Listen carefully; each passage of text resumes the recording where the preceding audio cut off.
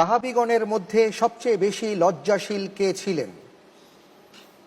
ক আবু বকর রাদিয়াল্লাহু আনহু, খ ওসমান রাদিয়াল্লাহু তাআলা আনহু, গ আয়েশা রাদিয়াল্লাহু তাআলা আনহা, ঘ খাদিজাতুল কুবরা রাদিয়াল্লাহু তাআলা আনহা।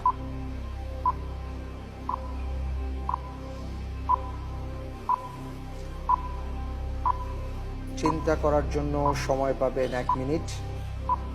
আপনি ভেবে চিনতে প্রশ্নের উত্তরটি দেবেন ইনশাআল্লাহ তাআলা। জি, তিনি উত্তরটা যে হবে প্রশ্নের, তিনি হচ্ছেন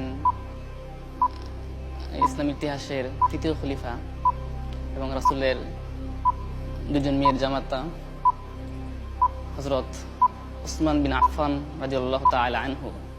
অর্থাৎ উত্তর হবে খ ওসমান রাদিয়াল্লাহু আনহু। লক করে দেওয়া হোক ওসমান রাদিয়াল্লাহু তাআলা আনহু।